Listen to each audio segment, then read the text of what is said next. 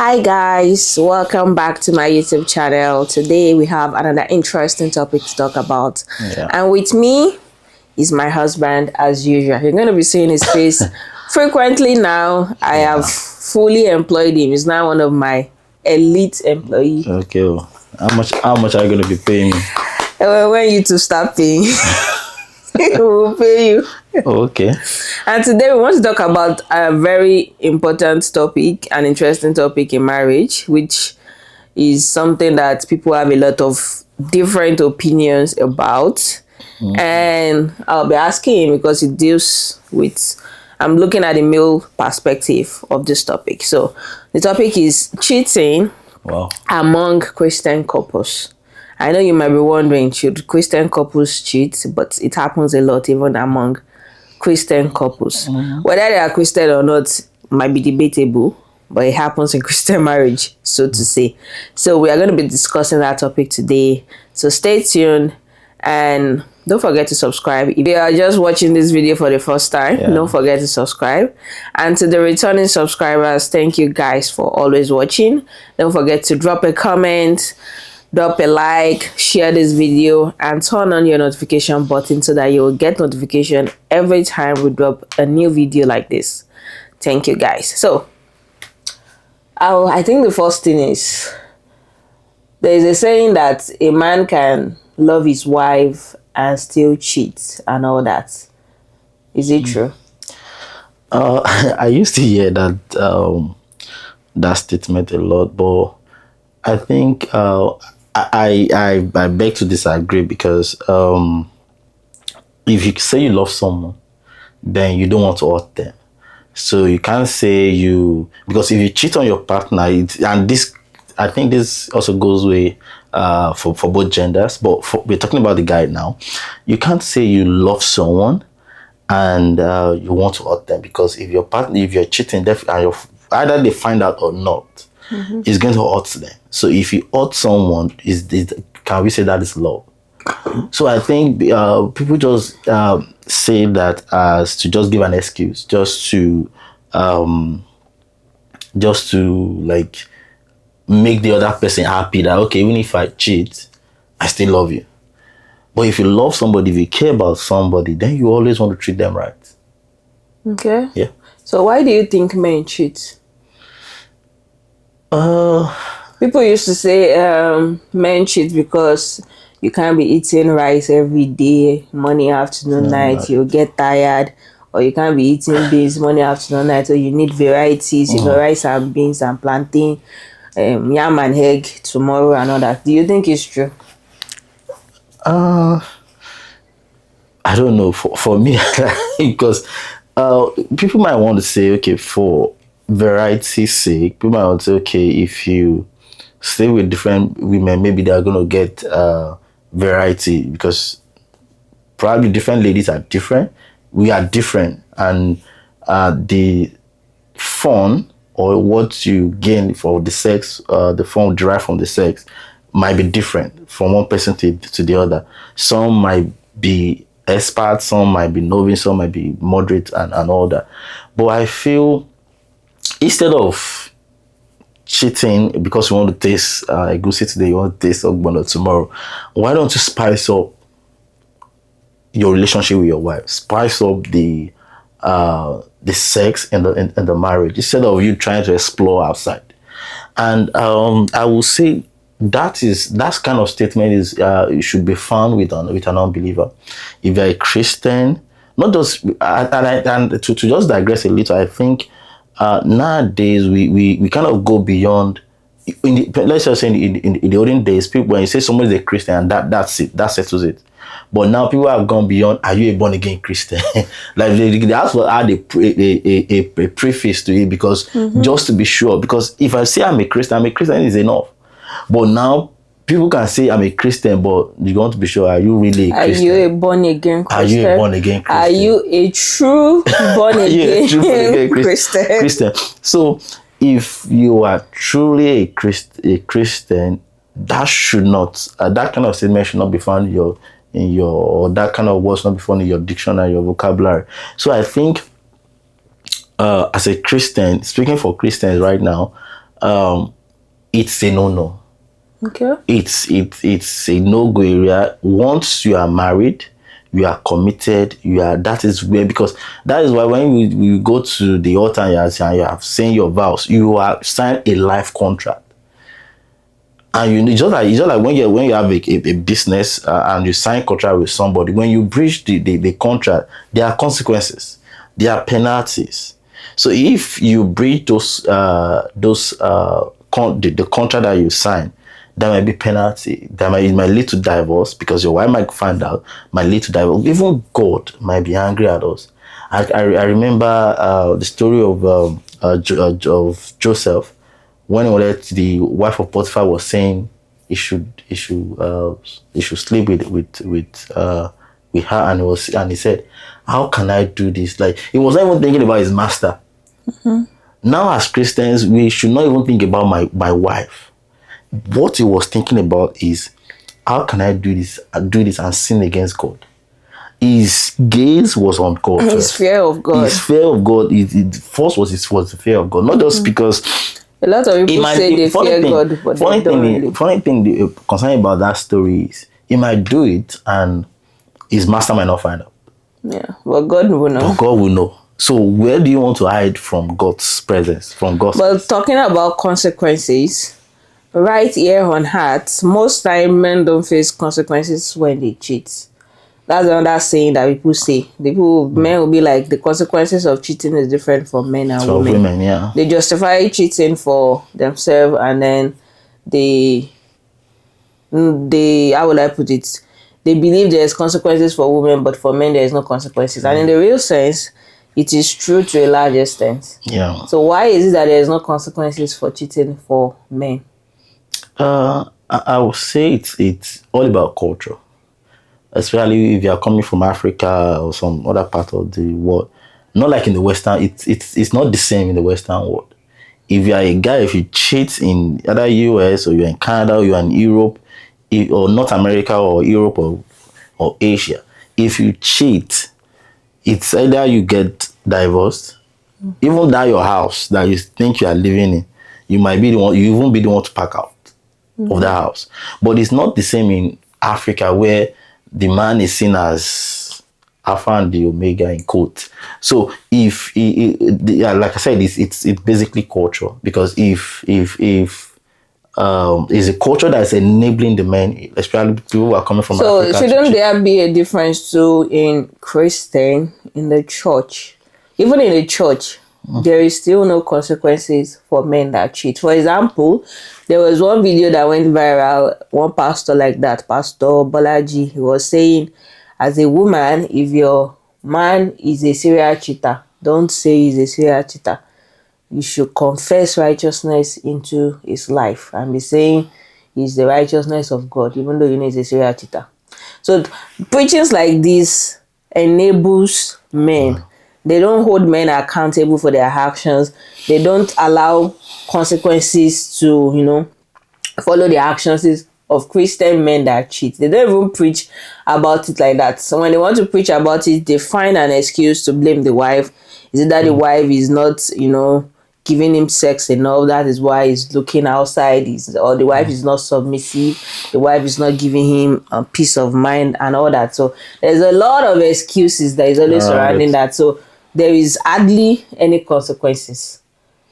Yeah, what I would say, I think, let me start from what Pastor Bolaji said. It might be coming from the aspect of you praying for him. Fine, if you have a partner or a husband who is cheating, fine, you can. There are steps you can take. Maybe report to the pastor, report to somebody he listens to, so that they can talk to him. And if you feel you don't want to leave that marriage, because that was, according to the Bible, that is the only legal ground, I won't say biblical ground, for you to break from your marriage. But if you feel you still want to continue, I think that is the aspect Pastor Bolaji is coming from, where he's saying pray for him, proclaim the word of God over him. But that should not be your only course of action. Other things you need to do is speak to somebody he listens to. Report him to your pastor. If he's a leader in church, what church needs to do is to suspend him. That does not mean this recent movies online about the way this pastor that cheat fall into temptation, and we are not saying they should treat him that way, but there's a way you can.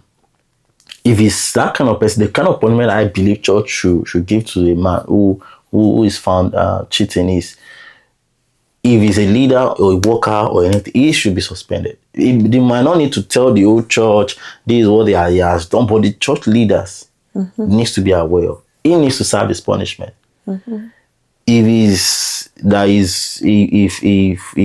they don't have somebody like a church in code, there should be somebody in his life that the woman can talk to, who is going to be able to reprimand him, who will be able to say, okay, what you have done is wrong, and this is the steps you need to take. So apart from that, that is where prayer comes. We can't say we won't pray. I want to believe that is where Pastor Balaji is coming from. We should live a life of prayer. If that is the situation, and the same thing goes for the man as well. If you find out your wife is cheating, you also pray. Yes, pray. If you don't want to be out of that marriage, and if you want her to stop, you pray. And apart from, like I said, apart from that, you also speak to the leaders. Talk to her if there's anything you feel you're not doing right.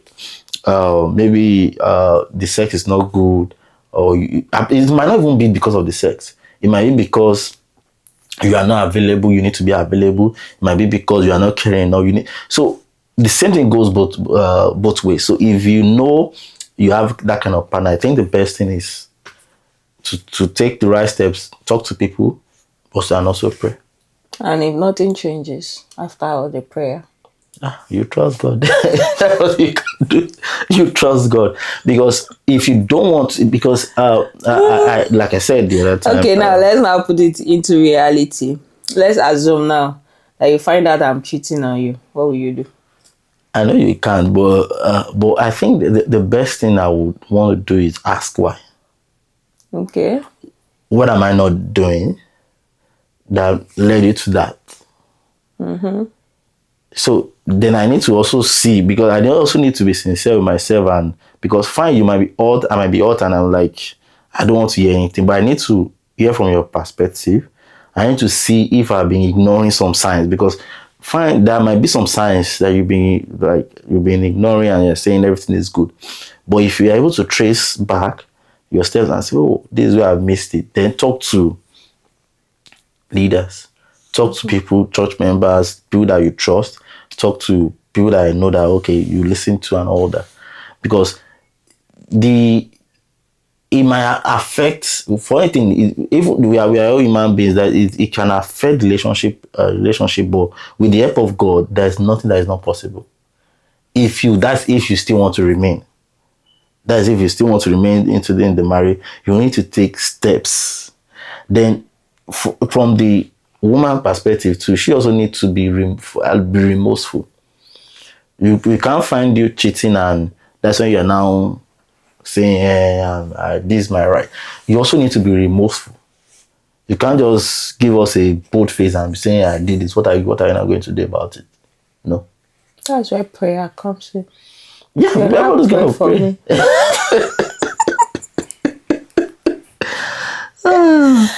Okay, so now let me give you a real life scenario too of a man whose wife and children, they're in Canada here, and he is back in Nigeria, and they've been apart for a while, the long distance.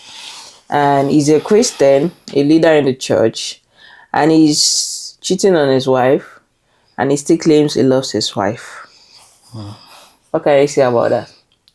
He's on his own though.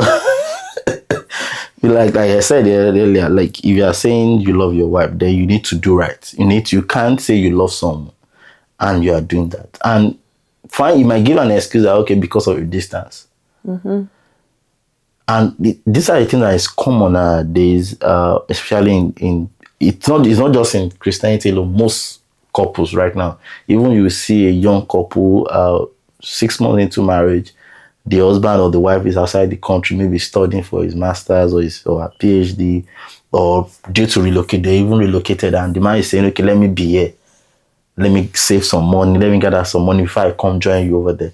So it's common right now these days, and it's even common like because of. I'm not saying cheating is common these days, but I'm just saying separation due to either school or due to relocation is common nowadays. Common, especially among the Christians as well.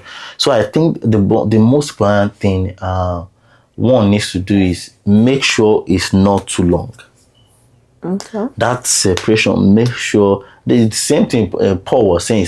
He said you should give it like spend like I can't, let me just paraphrase, like you should find a time to always come together. That you should the gap for maybe when you're supposed to have sex should not be too much. Then he was talking about fasting and all that. That even after you have done that, try to come together. So the same thing, don't let it be too long. Don't leave your husband or wife in Nigeria and travel for 6 months. And travel for 1 year or 2 years. But what if it's inevitable?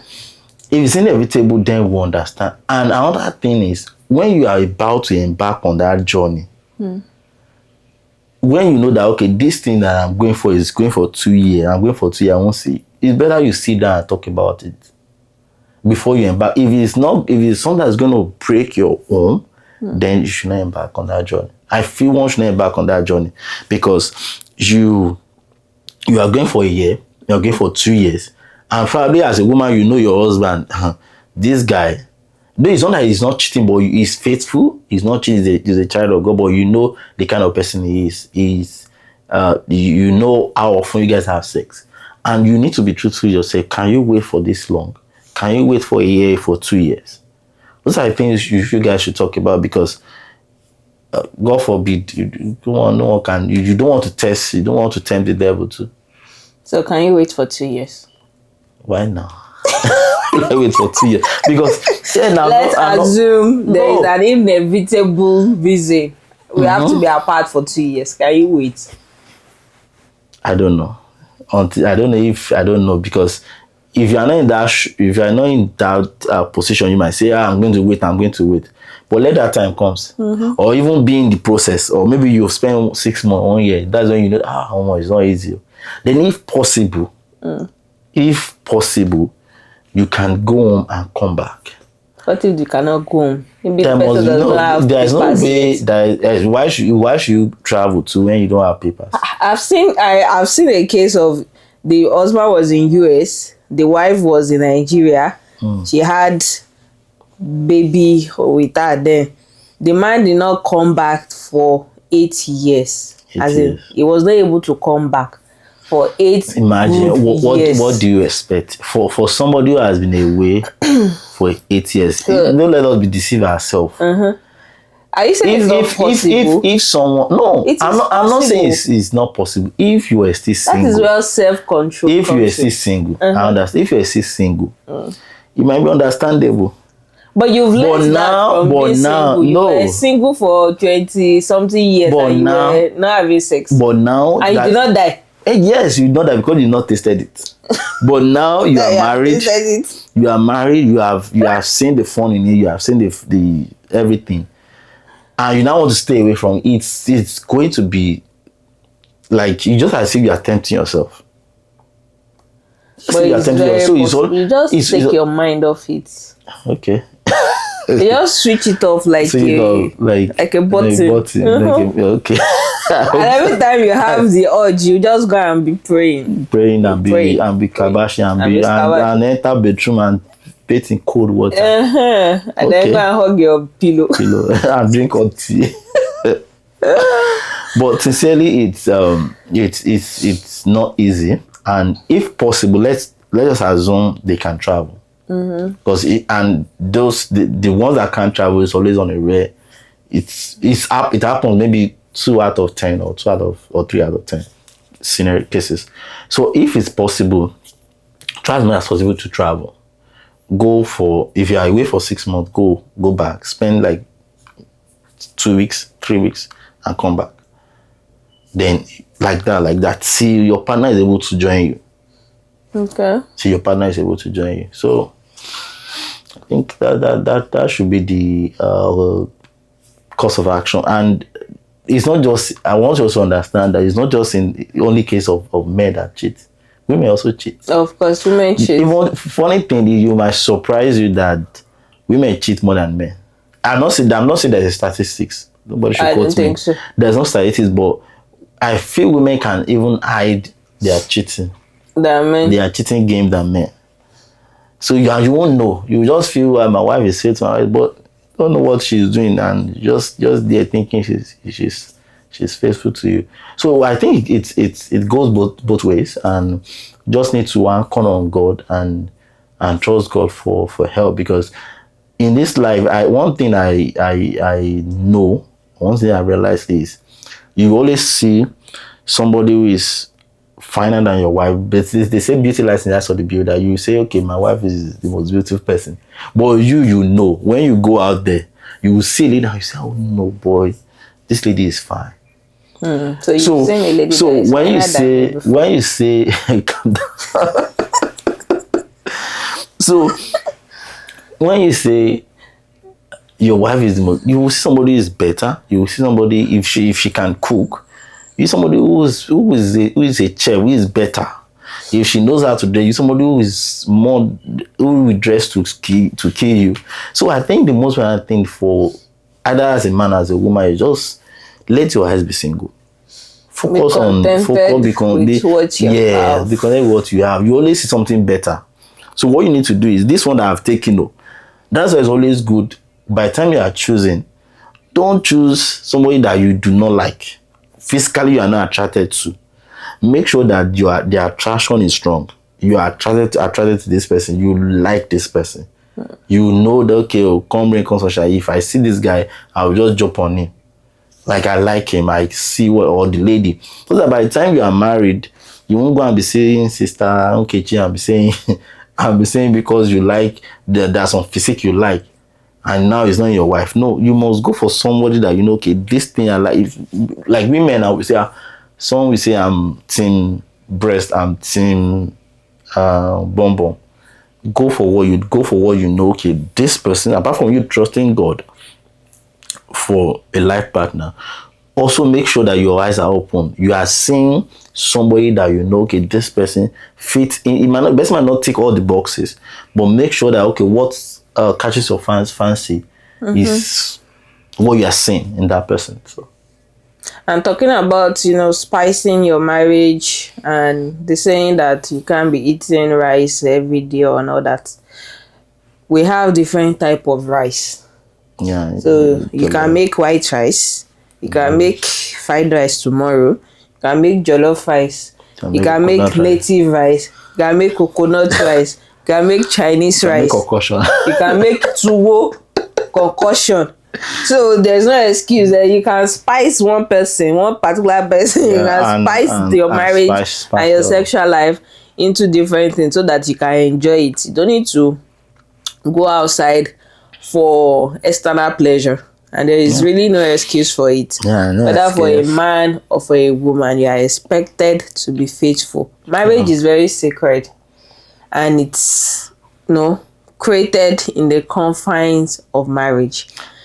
When men say they cheat and they love their wife, they know what they are doing. They are lying, because you are hurting your wife. And how do you know that? Because if your wife does the same thing to you, you will know that you will be hurt. And a lot of men are always hurt. In fact, some men cannot even how will I call it? Just mere seeing another man admiring their wife like this, their body is already hot. Talk less of hearing that the wife cheated, their body some men will not even survive the heartbreak. So you know how painful it is when you even imagine that your wife cheated on you. So your wife also feels the same pain. She's a human being. She has blood flowing through her vein. Let's not just allow culture, that culture encourages polygamy. So like if it's cheating, it's not a big deal. You can marry 4 wives, you can marry blah blah blah blah blah. Marriage was created for just one man and one woman, Adam and Eve. It was human being that devised different theories about marriage as time was going on. Yeah. And to also to add this, maybe my final thought is that I think the most important thing is our gaze should be on God, because you might cheat, nobody might know. Like your wife might not find out, people around you might not find out. But what about God? There's no way you can hide. As a Christian, or we're talking to Christian right now. Maybe the true born again Christian, not just Christian, true born again Christian. Like there's no way you can hide from God. He's going to see you. So that time that you're going out to go and meet that person, he is seeing you. So the thing is, God himself is the one we should fear, not just that. If you fear God, then it's going to that then you do right by your wife or by your partner. So I think if the most important thing is fearing God first, putting God at the center of everything. Make sure let's fear him first. Then let's know that okay, there is a repercussion. God might forgive, and for anything that I've seen a situation where God will forgive, but what the man has done has resulted to a baby. There's a baby in the picture already. Yeah. So the consequences, you'll be seeing the consequences every day. You'll be seeing the result of your action every day. So I think it's always good that our gaze should be on God. It should be the main thing. Yeah. Yeah, one more question. So if a Christian man cheats or a Christian woman cheats, and let's just assume it's just a mistake, like a one-time thing or a two-time thing, and they ask God for forgiveness, they are sober and everything, is there still a need for them to confess to their partner? I think so. There's a need, because Bible says that I don't know if it's Bible that said it. The one who covers his sin will not prosper. Yeah, it's the Bible. So if you cover even part of, we talk about restitution, part of it is you confessing, not just confessing to, because you sin against God and you sin against man as well, which is your wife. So your wife needs to also know. Because if you say, okay, I'm not telling my spouse, and you tell God only, there is a possibility that you might still fall. I want to believe there's a possibility that you might still. God is ever forgiving. God will not now be pursuing you wherever you are going. Now, okay, and giving you span anytime you want to make a mistake. But if you talk to your wife, let her know. There might not be any even reason, because sometimes we always think there's always a reason. Maybe your partner might be doing everything right, but your eyes is just outside, and you see just want to cheat.